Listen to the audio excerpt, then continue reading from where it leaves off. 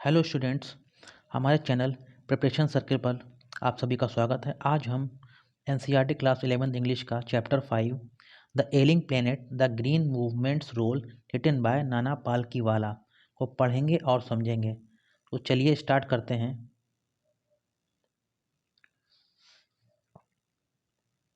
One cannot recall any movement in world history which has gripped the imagination of entire human race so completely and so rapidly as the Green Movement, which started nearly 25 years ago. In 1972, the world's first nationwide Green Party was founded in New Zealand. Since then, the movement has not looked back. संसार के इतिहास में कोई भी किसी क्रांति को याद नहीं कर सकता जिसने पूरी मानव जाति की कल्पना को पूरी तरह से और इतनी तेजी से जकड़ा हो जितना कि हरित क्रांति ने जकड़ा है, जो लगभग 25 वर्ष पहले शुरू हुई थी। 1972 में संसार का पहले अंतर्राष्ट्रीय हरित दल की न्यूजीलैंड में स्थापना की गई थी। तब से लेकर इस क्रांति ने पीछे मुड़कर नहीं देखा। We have shifted, one hopes, irrevocably from the mechanistic view to holistic and ecological view of the world. It is a shift in human perceptions as revolutionary as that introduced by Copernicus, who taught mankind in the 16th century that the Earth and the other planets revolved around the Sun. For the first time in human history, there is a growing worldwide consciousness that the Earth itself is a living organism, an enormous being of which we are parts. It has its own metabolic needs and vital processes which need to be respected and preserved. कोई भी अटलता से आशा कर सकता है कि हम संसार के प्रति मशीनी विचारधारा से बदलकर संपूर्ण और पारिस्थितिकी विचारधारा वाले बन गए हैं। ये बदलाव मानव ज्ञान में इतना क्रांतिकारी है जितना कि कॉपरनिकस ने 16वीं शताब्दी में ये बताकर ला दिया था कि पृथ्वी और दूसरे ग्रह सूर्य के चारों ओर चक्कर लगाते हैं। मानव इतिहास में पहली बार पूरे संसार में ये चेतना आ गई कि पृथ्वी स्वयं में एक जीवित वस्तु है, एक विशाल अस्तित्व जिसके हम सभी भाग हैं। इसकी स्वयं की बदलाव संबंधी ज़रूरतें और महत्वपूर्ण प्रक्रियाएं हैं जिनका सम्मान करने और रक्षा करने की ज़रूरत है। The Earth's vital signs reveals a patient in declining health. We have begun to realize our ethical obligations to be good steward of the planet and responsible trustees of the legacy to future generations.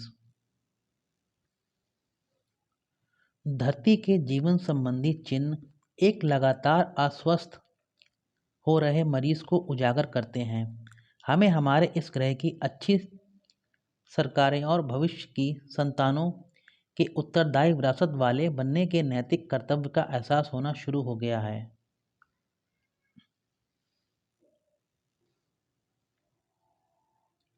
The concept of sustainable development was popularized in 1987 by the World Commission on Environment and Development. In its report, it defined the idea as development that meets the needs of the present without compromising the ability of future generations to meet their needs. Without stripping the natural world of resources future generations would need. दीर्घकालीन विकास के विचार की ख्याति 1987 में अंतर्राष्ट्रीय पर्यावरण एवं विकास आयोग द्वारा मिली। इसने अपनी रिपोर्ट में इस विचार की दीर्घकालिक विकास की व्याख्या उस विकास के रूप में की जो वर्तमान की जरूरतों को आने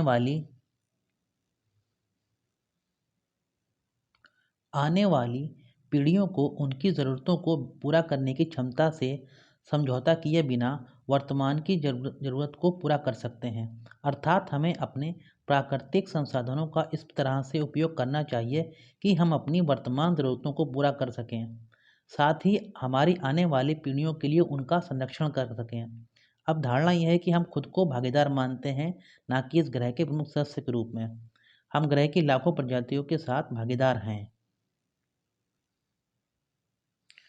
In the zoo at Lusaka, Zambia, there is a cage where the notice reads the world's most dangerous animal. Inside the cage, there is no animal but a mirror where you see yourself.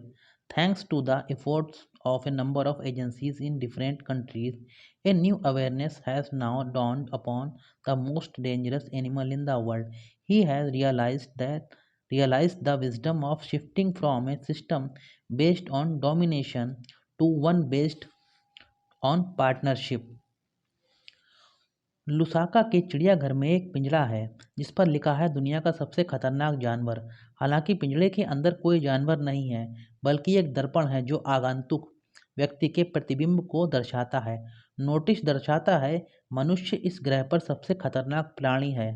वह न केवल ग्रह की बिगड़ती स्थिति और संसाधनों की कमी के लिए जिम्मेदार है, बल्कि अन्य जीवित प्रजातियों के लिए भी खतरा पैदा करता है।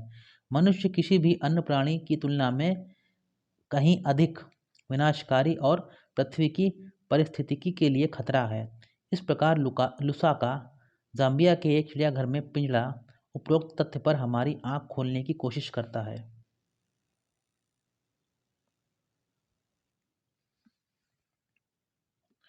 Scientists have catalogued about 1.4 million living species with which mankind shares the earth. Estimates vary widely as regard the still uncatalogued living species. Biologists reckon that about 3 to 100 million other living species still languish unnamed in ignominious darkness. वैज्ञानिक 1.4 million जीवन प्रजातियों की सूची बना चुके हैं जो धरती को मानव के साथ बांटते हैं। ये अनुमान अलग अलग है क्योंकि बहुत सी जैविक प्रजातियां अभी सूचीबद्ध नहीं हुई हैं। जीव वैज्ञानिकों का अनुमान है कि 3 से 100 जीव मिलियन अन्य जैव प्रजातियां बिना नाम से अंधेरे में पड़ी हुई हैं।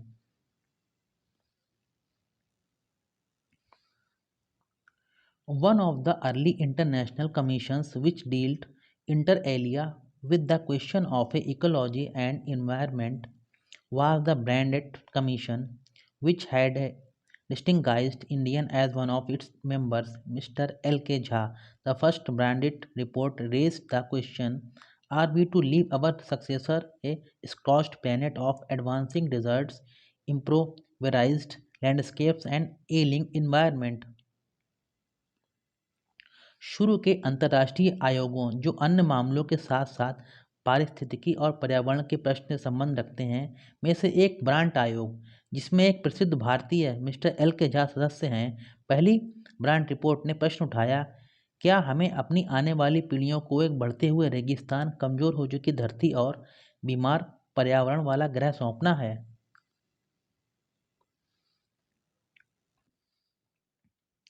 Mr. Lister R. Brown, in his thoughtful book The Global Economic Prospect, points out that the Earth's principal biological systems are four: fisheries, forest, grassland, and cropland, and they form the foundation of the global economic system. Mister Lester R Brown उनकी विचारपरक पुस्तक व global economist prospect के में संकेत करते हैं कि पृथ्वी की जैविक प्रणालियाँ चार हैं: समुद्री जीव, वन, घास के मैदान और कृषि भूमि, और वे भूमंडलीय अर्थव्यवस्था के आधार हैं।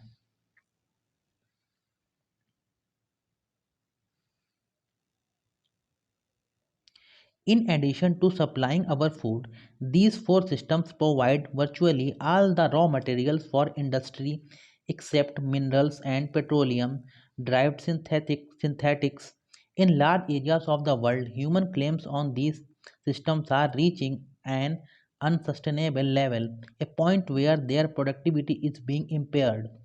When this happens, fisheries collapse, forests disappear, grasslands are converted into barren wastelands, and cropland deteriorate. In a protein conscious and protein hungry world, overfishing is common every day. In poor countries, local forests are being decimated in order to procure firewood for cooking. In some places, firewood has become so expensive that what goes under the pot now costs more than what goes inside it. Since the tropical forest is, in the words of Mr. Myers, the powerhouse of evolution, several species of life face extinction as a result of its destruction. हमारा भोजन उपलब्ध करवाने के अलावा ये चार system खनिजों और पेट्रोलियम पदार्थों को छोड़कर उद्योगों के लिए भी वास्तविक कच्चा माल उपलब्ध करवाते हैं। संसार के बहुत बड़े भाग पर इन प्राणियों पर मानव का दावा विनाश के स्तर तक पहुंच चुका है, एक ऐसा बिंदु जहां पर उनकी उत्पादकता अपंग हो रही है। जब ये होता है तो मछली उत्पादन गिर जाता है, वन लुप्त हो जाते हैं, हरे घास के मैदान बंजर जमीन में बदल जाते हैं, कृषि भूमि का ह्रास हो जाता है। प्रोटीन के प्रति सचेत और प्रोटीन के भूखे संसार में ज़रूरत से अधिक मछली उत्पादन रोज की आम बात है। गरीब देशों में स्थानीय जंगलों का खाना पकाने के लिए जलाऊ लकड़ी के लिए सफाया किया जा रहा है। कुछ जगहों पर तो लकड़ी इतनी महंगी हो गई है कि बर्तन के नीचे की चीज़ लकड़ी बर्तन के अंदर पकाई जाने वाली वस्तु से अधिक महंगी है। डॉक्टर मेयर के शब्दों में, क्योंकि उष्णकटिबंधीय वन विकास के लिए ऊर्जा के स्रोत हैं, इसलिए इनके विनाश के परिणाम स्वरूप कुछ प्रजातियां लुप्त होने का सामना कर रही हैं। It has been well said that forests precede mankind, deserts follow. The world's ancient patrimony of tropical forest is now eroding at the rate of 40 to 50 million acres a year, and the growing use of dung for burning deprives the soil of an important natural fertilizers. The World Bank estimates that a five-fold increase in the rate of forest planting is needed to cope with expected fuel wood demand in the year 2000. यह ठीक ही कहा गया है कि one मानव से पहले आया और मरुस्थल बाद में। संसार के उष्णकटिबंधीय वनों की प्राचीन विरासत 40-50 मिलियन एकड़ प्रति वर्ष की दर से नष्ट हो रही है और जलाने के लिए गोबर की बढ़ती मांग धरती को एक महत्वपूर्ण प्राकृतिक खाद से वंचित करती है। विश्व बैंक अनुमान लगाता है कि सन 2000 में अनुमानित जलाऊ लकड़ी की मांग का सामना करने के लिए वन लगाने की दर में 5 गुना बढ़ोतरी करने की जरूरत है। James Speth, the president of the world's Resources Institute, said the other day, we were saying that we are losing the forest at an acre a second, but it is much closer to an acre and a half to a second. James Smith, जो अंतर्राष्ट्रीय संसाधन संस्था के अध्यक्ष हैं, ने कुछ दिन पहले कहा, हम कह रहे थे कि हम एक सेकंड में 1 एकड़ की दर से वनों को खो रहे हैं, परंतु ये 1.5 एकड़ प्रति सेकंड के आसपास है। Article 48A of the Constitution of India provides that the state shall endeavor to protect and improve the environment and to safeguard the forest and wildlife for the country. But what causes endless anguish is the fact that laws are never respected nor enforced in India. For instance, the Constitution says that casteism, untouchability, and bonded labor shall be abolished, but they flourish shamelessly. Even after 44 years of the operation of the Constitution, a recent report of our Parliament's depletion of India's forest over the last 4 decades. India, according to reliable data, is losing its forest at the rate of 3.7 million acres a year. Large areas officially designated as forest land are already virtually treeless. The actual loss of forest is estimated to be about 8 times the rate indicated by government statistics. संविधान का अनुच्छेद 48A ये प्रावधान करता है कि राज्य पर्यावरण को बचाने और रक्षा करने का प्रयत्न करेगा और देश के जंगलों और वन्य जीवों को बचाने का प्रयत्न करेगा। परंतु जो दुख का कारण है वह यह तथ्य है कि कानून भारत में ना तो माने जाते हैं और ना ही लागू किए जाते हैं। उदाहरण के लिए संविधान कहता है कि जातिवाद, छुआछूत और बंधुआ मजदूरी खत्म हो, परंतु वे बिना शर्म के संविधान के लागू होने के 44 वर्ष बाद भी फल फूल रही है। हमारी संसदीय आकलन समिति की हाल ही की रिपोर्ट ने भारत के वनों की पिछले 4 दशकों के दौरान हुई विनाशकारी कमी पर प्रकाश डाला है। विश्वसनीय आंकड़ों के अनुसार भारत 3.7 मिलियन एकड़ प्रति वर्ष की दर से अपने वनों को खो रहा है। बड़े क्षेत्र जो सरकारी तौर से वन भूमि के रूप में नामांकित हैं, पहले ही वास्तविकता में पेड़ों से रहित हैं। वनों के वास्तविक विनाश का अनुमान सरकारी सांख्यिकी द्वारा दर्शाई गई दर से 8 गुना अधिक है। A 3-year study using satellites and aerial photography conducted by the United Nations warns that the environment had deteriorated so badly that it's critical in many of the 88 countries investigated. संयुक्त राष्ट्र द्वारा उपग्रह और एरियल फोटोग्राफी की सहायता से किया गया 3 वर्ष का अध्ययन चेतावनी देता है कि पर्यावरण का इतनी बुरी तरह से ह्रास हो गया है कि ये 88 अनुसंधान किए गए देशों में से कई देशों में चिंताजनक है। There can be no doubt that the growth of world population is one of the strongest factors distorting the future of human society. It took mankind more than a million years to reach the first billion. That was the world population around the year 1800. By the year 1900, a second billion was added, and the 20th century has added another 3.7 billion. The present world population is estimated at 5.7 billion. Every 4 days, the world population increases by 1 million. इसमें कोई संदेह नहीं हो सकता कि संसार की जनसंख्या में बढ़ोतरी भविष्य के मानव समाज को विकृत करने वाले शक्तिशाली कारणों में से एक है। मानव को 1 बिलियन जनसंख्या तक पहुंचने में 1 मिलियन से भी अधिक लगे। सन 1800 तक ये संसार की जनसंख्या थी। 1900 तक 1 बिलियन और जुड़ गए। 20वीं सदी ने 3.7 बिलियन जोड़ दिए। संसार की वर्तमान अनुमानित जनसंख्या 5.7 बिलियन है और हर 4 दिनों में संसार की जनसंख्या में 1 मिलियन की बढ़ोतरी होती है।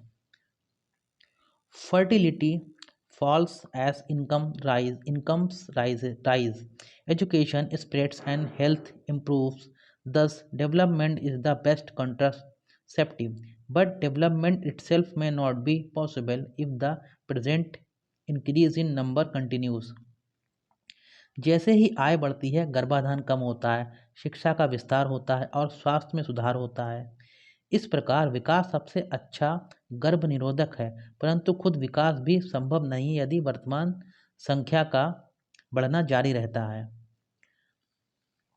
The rich get richer and the poor beget children which condemns them to remain poor. More children does not mean more workers, merely more people without work. It is not suggested that human beings be treated like cattle and compulsorily sterilized, but there is no alternative to voluntary family planning without introducing an element of coercion.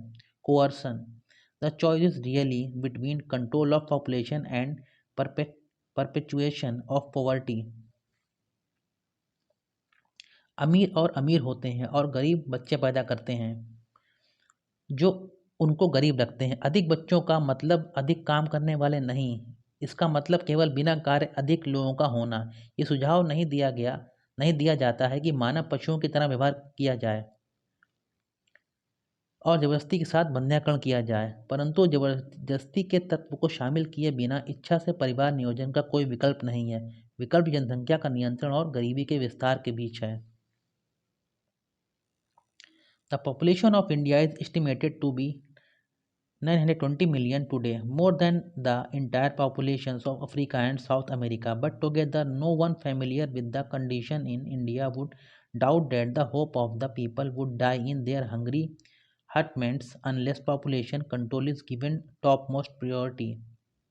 आज भारत की जनसंख्या 920 million होने का अनुमान लगाया जाता है, Africa और दक्षिण अमेरिका की जनसंख्या के बराबर। भारत की परिस्थितियों से परिचित कोई भी ये संदेह नहीं करेगा कि लोगों की आशाएं उनकी भूख से पीड़ित झोपड़ियों में ही मर जाएंगी यदि जनसंख्या नियंत्रण को सबसे ऊपर प्राथमिकता नहीं दी जाती है तो। For the first time in human history we see a transcending concern the survival not just of the people but of the planet. We have begun to take a holistic view of the very basis of our existence. The environmental problem does not necessarily signal our demise, it is our passport for the future.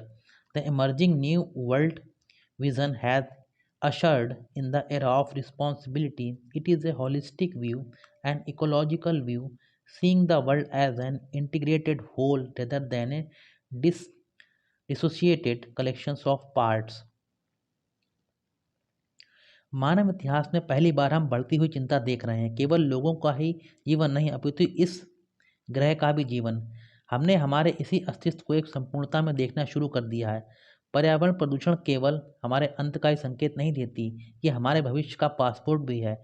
नए शुरू हो रहे संसार के स्वप्न में एक नए युग की शुरुआत कर दी है, जो उत्तरदायित्व वाला है। ये एक संपूर्ण विचार है, एक पारिस्थितिकी का विचार है। संसार को एक अलग अलग भावों के एक समूह की अपेक्षा आपस में जुड़ा हुआ भाग होने के लिए। Industry has most crucial role to play in this new era of responsibility. What a transformation would be effected if more businessmen shared the view of the chairman of DuPont, Mr. Edgar S. Bullard, who 5 years ago declared himself to be the company's chief environmental officer. He said, "Our continued existence as a leading manufacturer requires that we excel in environmental performance. उत्तरदायित्व के इस नए युग में उद्योगों की बहुत बड़ी भूमिका है। कितना बदलाव आएगा यदि और अधिक व्यापारी ड्यू पॉन्ट के chairman mister Edgar S Bullard की विचारधारा को अपनाएंगे, जिन्होंने 5 वर्ष पहले अपने आप को कंपनी का पर्यावरण अधिकारी घोषित कर लिया था। उन्होंने कहा, हमारे सबसे बड़े निर्माता के रूप में बने रहने में ज़रूरत है कि हम पर्यावरण के काम में श्रेष्ठ बने। Of all the statements made by Margaret Thatcher during the year of her prime ministership, none has passed so decisively into the current coin of English usage as her felicitous words. No generation has a freehold on this earth. All we have is a life tenancy with a full repairing lease. In the world of Mr. Lester, in the words of Mr. Lester Brown, we have not inherited this earth from our forefathers, we have borrowed it from our children. जितने भी कथन Margaret Thatcher ने अपनी प्रधानमंत्री कार्यकाल में किए, उनमें से कोई भी अंग्रेजी भाषा के प्रयोग में इतना नहीं लाया गया जितने कि उनके ये धन्य शब्द प्रयोग में आए कि किसी भी पीढ़ी का पृथ्वी पर स्वतंत्र अधिकार नहीं है। जो हमारे पास है वह है जीवन की काश्तकारी, एक पूरी तरह पट्टे पर लिया गया शरण स्थल। मिस्टर लेस्टर ब्राउन के शब्दों में, हमने ये धरती हमारे पूर्वजों से विरासत में प्राप्त नहीं की है, इसे हमने अपने बच्चों से उधार मांगा है। तो फ्रेंड्स, हमने ये चैप्टर कंप्लीट कर लिया है। अगर आपको ये हमारा वीडियो पसंद आया हो तो हमारे चैनल प्रिपरेशन सर्किल को आप ज़रूर सब्सक्राइब करें, वीडियो को लाइक करें, शेयर भी करें और आगे भी हम बचे हुए चैप्टर्स को कंप्लीट करेंगे। वीडियो देखने के लिए आप सभी का बहुत बहुत धन्यवाद।